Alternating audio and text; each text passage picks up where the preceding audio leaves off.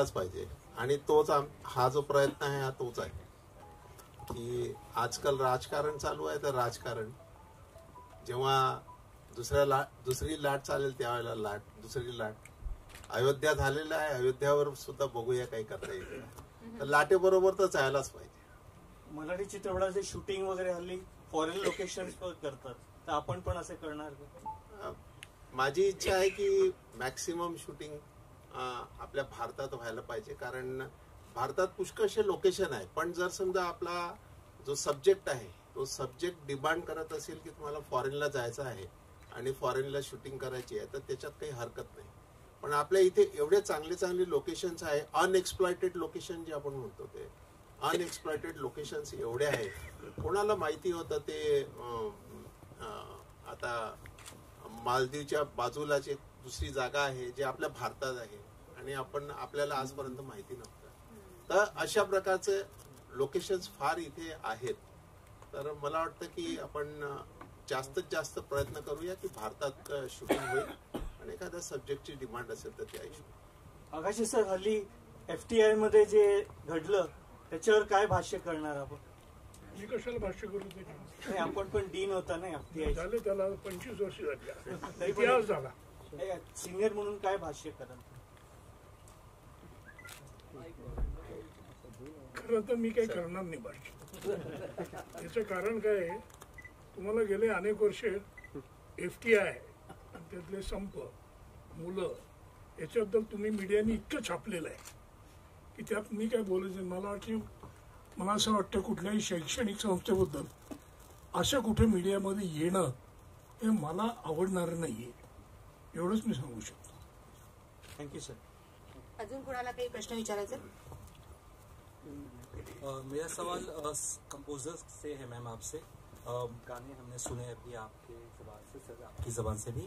कहीं ना कहीं गाने बढ़िया है ही है, लेकिन ये एक सफ़र जो स्टार्ट किया था साथ में और एक अकेलापन कितना तकलीफ देह था, क्योंकि हम काफ़ी इमोशनल देखे, लेकिन कितना मुश्किल रहा क्योंकि पर्सनल और प्रोफेशनल दोनों तरीके से आपको काफ़ी टेंशन हुआ. उस बारे में जानना चाहूँ कितने गाने हैं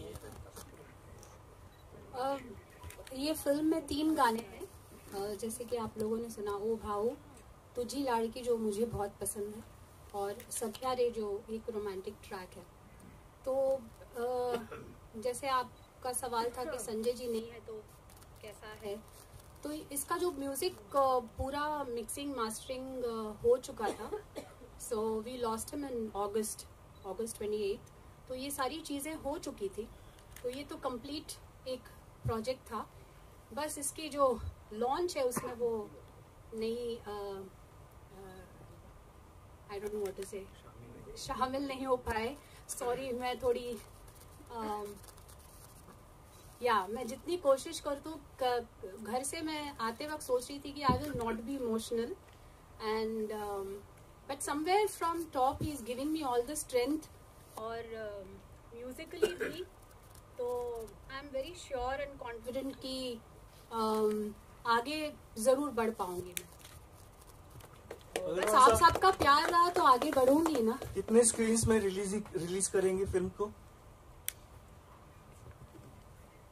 प्लानिंग कर रहे हैं. आजकल तो सारा स्क्रीन के हाथ में होता है, कितनी स्क्रीन वो लोग देंगे. ज्यादा से ज्यादा जितनी स्क्रीन मिलेगी उतनी स्क्रीन में रिलीज करेंगे. तेजस्वी मैम, मेरा सवाल आपसे है. Tell us about your character end your preparation. कोई किरदार को ध्यान में रखा था प्रिपरेशन के टाइम पे? अगर कुछ बताया आप उसके बारे में. ऍक्च्युली आपण खूप पाहतो आणि मला वाटतं की कलाकाराने एखाद्या कोणाला तरी डोळ्यासमोर ठेवून काहीतरी साकारणं म्हणजे आपण त्या चौकटीत बांधून घेणं असतं. त्यामुळे असा काही विचार मी केला नव्हता. आणि डिरेक्टर मी जनरली कोरी पाटी घेऊन जाते, कारण आपल्या डोक्यातली अझम्पशन्स आणि आपल्या दिग्दर्शकाने पाहिलेला एक अख्खा सिनेमा ह्या फार वेगळ्या गोष्टी असतात. आणि मला कायम वाटतं की मी कलाकार म्हणून कुठेतरी माझ्या पात्राचा विचार करते, पण दिग्दर्शकाने अख्खा सिनेमा पाहिला असतो, त्यामुळे त्याच्या विजनवर विश्वास ठेवून पुढे जाण्यावर मी बिलीव्ह करते. सो तशीच गेले आणि ज्याप्रमाणे संजय जींना एक्सपेक्टेड होतं त्याप्रमाणे मी काम करत गेले. ऍज अन ऍक्टर काय काय चॅलेंजेस होते ऍज अन ऍक्टर मला वाटतं आम्ही सगळेच मगासपासून बोलतोय तसं की एक सिनेमा आपण त्याच्या प्रिपरेशन्स ना किंवा त्याच्या रंगीत तालमी आपण 5 दिवस कदाचित करत असू, जिथे आम्ही हा अख्खा सिनेमा केला तेवढ्या पिरियडमध्ये. त्यामुळे ह्या कमी वेळामध्ये इतका अख्खा सिनेमा आपल्या प्रत्येकाची पात्र समजून आणि एकमेकांबरोबर समरस होऊन साकारणं हा मला वाटतं या सिनेमातला सगळ्यात मोठा चॅलेंज होता. पण एक वेगळा एक्सपिरियन्सही होता, कारण मल्टिपल कॅमेरा सेटअप्समध्ये काम करत होतो आम्ही आणि कळायच्या आत अरे हा झाला सीन, वाव मस्त. त्यामुळे इन्स्टिंक्ट्सवर विश्वास ठेवून प्रत्येक कलाकार काम करत होता आणि त्या इन्स्टिंक्ट्सवर मला वाटतं तुम्हाला सगळे कलाकार पडद्यावर दिसणार आहेत. हिने फार महत्वाचा मुद्दा तुम्हाला सांगितला. काय आहे, तांत्रिक विचार हल्ली फार करून ऍक्टिंग करणारी एक जमात आली आणि सगळ्यात त्यातला वाईट भाग असा आहे जो पूर्वी नव्हता आत्ता आहे. शॉट झाला की सगळे कलाकार शॉट बघायला जातात. मला तुम्ही पर्सनली विचाराल ते माझं काम नाही. जे ज्याचं काम आहे तो बघावं. आणि आत्ता या सिनेमात हे महत्वाचं का होतं, कारण 4-5 कॅमेरे आहेत, त्यामुळं मी या कॅमेऱ्याकडे बघूनच ऍक्टिंग करणार असं नाही चालणार. So you don't act for the camera, you act for the film. हे फार महत्वाचं असतं आणि करून करून रियाज करून करून तुम्हाला एखादी गोष्ट जमते. आता आज थालपीठ करायचं म्हटलं काल शिकायला नाही सुरुवात करत आम्ही. हे रोज आम्ही काहीतरी करायला लागतो. फार गैरसमजूत येत म्हणून मी सांगतो ऍक्टिंग बद्दलच्या. काय तयारी करता, तुम्हाला कोणी काम द्यावं किंवा काम देऊ नये, तुम्ही रोज काम केलं पाहिजे. रोज स्वयंपाक करतात, रोज लोक गाणं म्हणतात, तसं ते काही लोकांसाठी गायला पाहिजे असं नाही. पण तुम्ही स्वतःसाठी काहीतरी करत असाल तर या गोष्टी मुरतात आणि मग येतात. कुठलीही कला ही डोक्यातनं येणारी गोष्ट नाही, डोक्यातनं विचार येतात. आणि वाईट काम कसं चांगलं आहे मी समजून देऊ शकतो तुम्हाला. विचारलं डोक्याचा उपयोग त्याच्याकरता करता, चांगल्या कामाकरता आतून यावं लागतं असं मी तुम्हाला सांगतो. या सिनेमाचं एकच मिनिट, या सिनेमाचं आणखी एक कौतुक असं आहे ना, आता काका म्हणाले तसं वेळेची मर्यादा आणि 4-5 कॅमेरा सेटअप्स असल्यामुळे आपण जनरली म्हणतो की टेलिव्हिजनमध्ये आणि फिल्म्समध्ये रिटेकची फॅसिलिटी असते, नाटकात ती नसते. पण ह्या सिनेमातले सगळे सीन्स हे नाटकासारखे छान बसवून, छान विचार करून, डिस्कस करून आम्ही 1 टेक अख्खेच्या अख्खे सीन्स केलेत या सिनेमात. सर आप आगे चलकर हिंदी में भी कुछ करने वाले?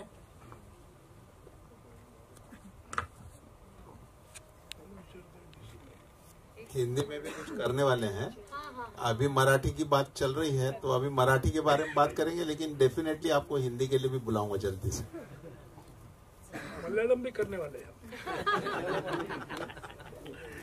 कश्मीर से कन्याकुमारी. क्वीन मेकर व्हायला आवडेल का? मी या चित्रपटाच्या विचार या प्रेस कॉन्फरन्स मध्ये तो मुद्दा कुठे येणार? गैरलागू प्रश्न आहे. मलाही असं वाटतं आणि मला FTI बद्दल विचार मला आवडलं नाही. आज आपण कशा करता आलो इथे? या सिनेमाचा लॉन्च आहे, ट्रेलर लॉन्च आहे, गाण्याचा लॉन्च आहे. त्यात तुमच्या घरी आज कुठली भाजी केली होती हा प्रश्न गैरलागू आहे. माझी विनंती आहे की आपण विषयाला धरून प्रश्न विचारू, राग मानू नका. सर तुमचा किरदार बद्दल काय सांगा आणि काय प्रिपरेशन होती, कसा एक्सपिरियन्स होता? अच्छा अमित सर तुमच्यासाठी प्रश्न आहे. मला वाटलं मोहन सर सेंटर मध्ये बघा माझ्या कॅरेक्टरबद्दल मी आधीच सांगितलंय तुम्हाला की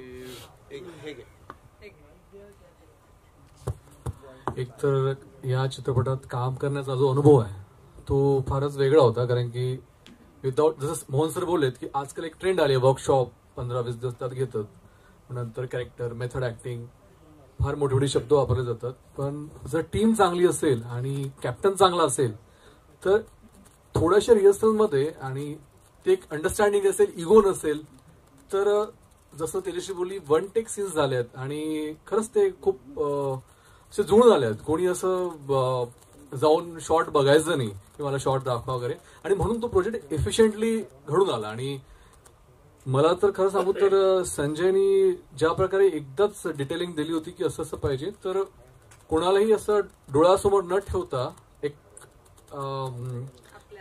आपल्या हातून जे म्हणजे काल्पनिक पात्र म्हणता येईल, पण असले कॅरेक्टर्स आपण अवतीभोवती बघतो, पण एक ट्रॅप असतो त्यामध्ये की तुम्ही फसू शकता असे कॅरेक्टर करताना.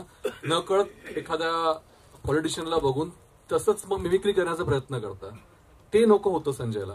तर ते त्यांनी खूप चांगल्या प्रकारे आमच्याकडनं करून घेतलंय आणि ते करण्यात खूप मजा आली. खरंच एक फ्रेशनेस पण आहे त्यामध्ये, आणि सब्जेक्ट हा आपण नेहमीच बघतो, पण तो एक वेगळे पण तुम्हाला पिक्चर बघताना जाणवेल.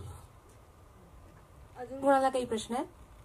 तेजश्री मॅडम, आपण हिंदीमध्ये पण काम केलंय आणि मराठीमध्ये तुम्ही खूप काम केलंय, काही फरक जाणवतो का तुम्हाला? संदीपजी, आपण आता बाईट करूया आणि मग नंतर वन ऑन वन आपण एकत्र भेटूच कि इसके अंदर में किस तरह की स्टार कास्ट होनी चाहिए, कैसा होना चाहिए.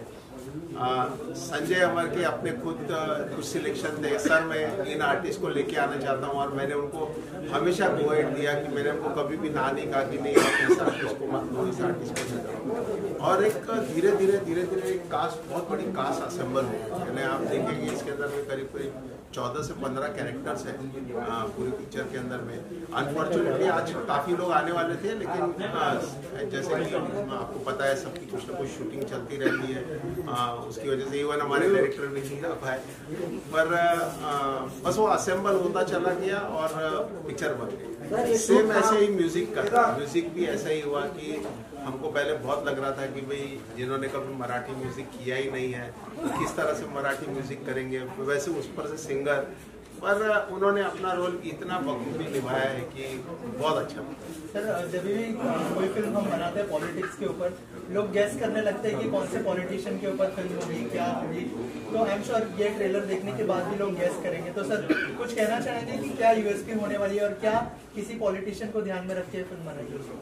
मुझे लगता है मैं इसके ऊपर मैं कुछ भी टिप्पणी करूं, इससे लोगों ने फिल्म में जाकर के देखना चाहिए, और लोगों ने अपने अपने कमेंट सोशल मीडिया में डालने चाहिए कि भाई अरे ये फिल्म तो शायद इससे रिलेट करती है, ये फिल्म शायद इससे रिलेट करती है. आज उसके ऊपर में टिप्पणी करके कोई फायदा नहीं है और आप लोगों को मजा भी नहीं. सर, ये शूट कहाँ हुआ है और इतने बड़े स्टार कास्ट किस तरह का मैनेजमेंट करने में आप लोग तकलीफ हुआ या किसी परेशानी के बारे में?